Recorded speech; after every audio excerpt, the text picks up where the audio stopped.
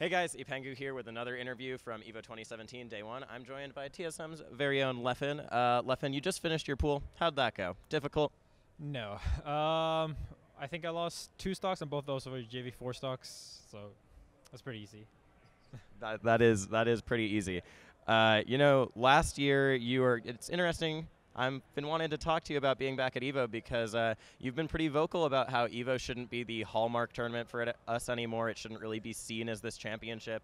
And given the changes to Melee scheduling this year, I was pretty eager to get your thoughts on the matter. Yeah, well, I always think that, best of 3, no warm-up stations, and, no doubles, stuff like that kind of impacted it. I personally never saw it as the event, for skill-wise. I still realize that it has a special place because, with the donation drive, there's a lot of hype, and it has a lot of prestige in it just because it's a lot of other fighting games. But as a skill test, out of all the majors, it's easily the major that takes the least amount of skill, out of the super majors. Just because you could get lucky with best of 3, or, it's only one day, so there's no preparation. There's no, downloading your opponent, waiting. What if you wake up and you didn't sleep well and stuff like that? Those things have a far bigger impact because you can't you have to play so much in one day.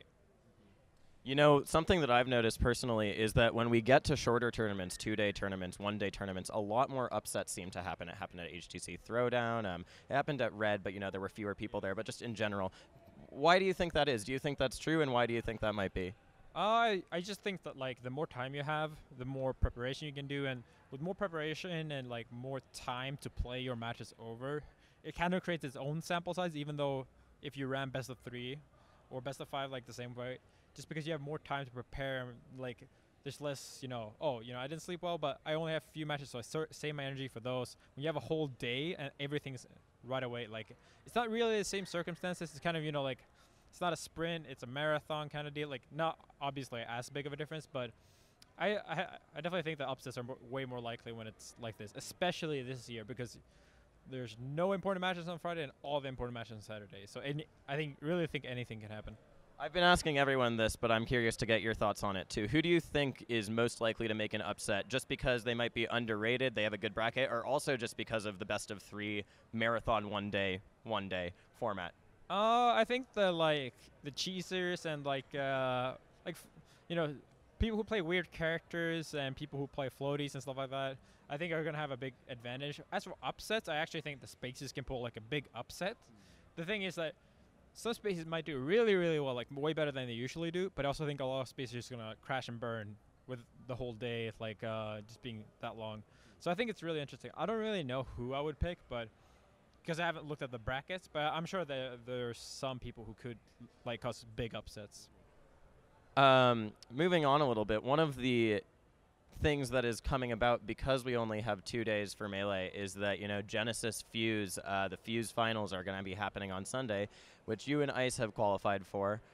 You've had many things to say. Just go for it. Say whatever you want to. Well, I mean, I really like the concept. I really do think it also helped.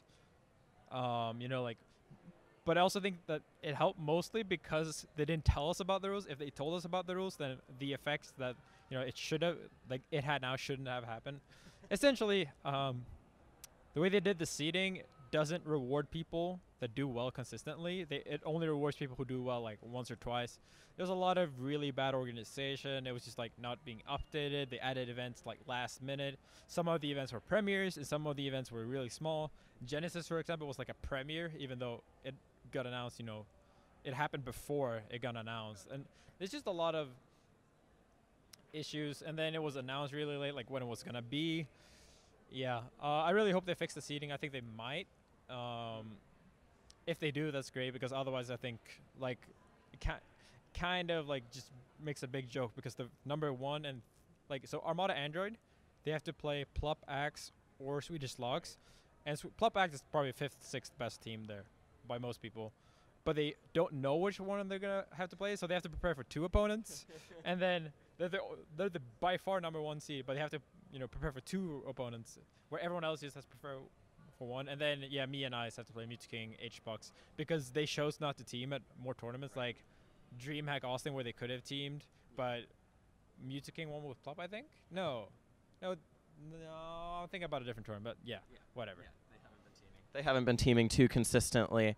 Well, you just mentioned preparation, and I just want to ask about that because nominally you would think that since there's more combinations of teams available, like, you have Pikachu and Fox going on, and you have Puff and Sheik and Puff and Fox and Peach and Sheik and so many different things. Do you think that preparing for specific team comps is something you do, something that's viable in doubles?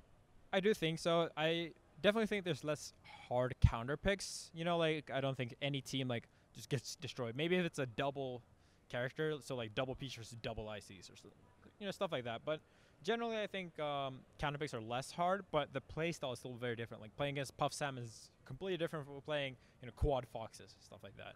So I think preparation is important, just so you know, like out of the gate, how to set your own strategy, because in teams, a lot of teams that aren't that good or like on the border of being great, they don't really have that decisiveness. Where Armada, Andrew, me, and Ice, PewFat especially, I think, have a really solid game plan when we go into a game. So like we just assert that, and then they have to play around it. And playing around someone else's team strategy is a lot harder than like playing around someone's single strategy, since there's so much more going on. And you don't have that much time to communicate during teams. So just having for you and your teammate a set plan is really, really important, I think. One of the things you've also spoken up a lot about is that you feel as though you and Ice get the short end of the stick sometimes in terms of teams. You've been painted as a singles specialist who just, isn't actually that good at teams. But just recently at Genesis Red, that was your guys' first actually big doubles tournament win in quite a long time, since Beast 6, I think. And just one stat that I looked up myself is that every time you guys have faced UGS, except for once, you win in winners and then get double eliminated in losers. So what's going to be the change? What are you going to do at this tournament to make it so that you actually can take out UGS and PewFat like you did at Red? I think that every tournament we clearly had the potential. We just like barely lost almost every time. And I think nerves and like getting ahead of ourselves is probably the biggest thing. Got the winner side grand finals a lot of times, but we end up choking it or whatever. Some of them have just been unlucky, but like overall, I definitely think that just clutchness and prepare. I need to talk to Ice a bit more about like how he feels during finals, because I noticed that he's not as experienced playing Game 5 grand finals. So because he plays Fox too, you can't it doesn't matter. I can't like do something. Oh, sit back, take it easy, Game 5, because he's Fox. He has to fight. So a lot of people, when you have one weaker teammate, like, say Android or like,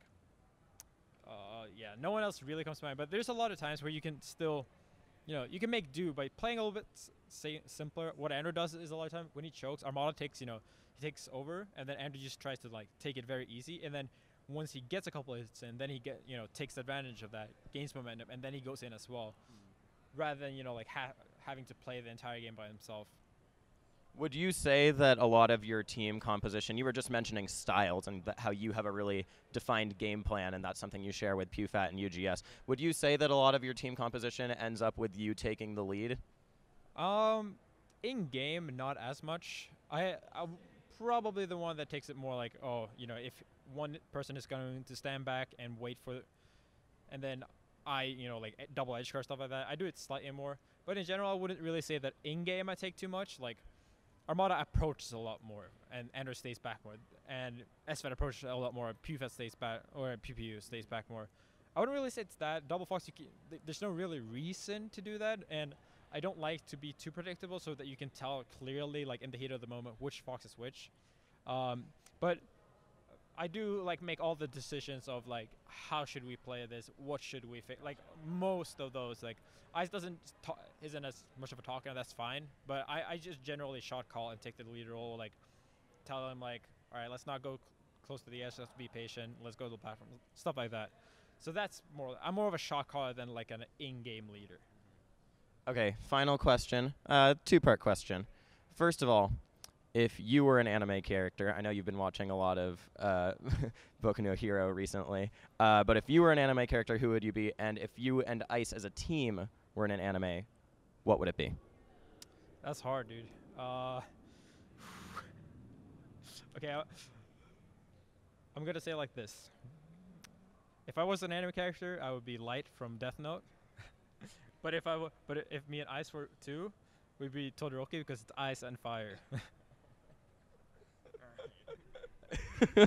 Light, ice, and fire. We got 3 elemental answers. All right. Thanks so much, Leffen, for taking the time to talk to me. Are there any final words you want to say? Any shout-outs you'd like to make? I mean, just shout out to all my fans, all my sponsors, Rebel, TSM. It's been fun so far, and I hope EVO stays awesome.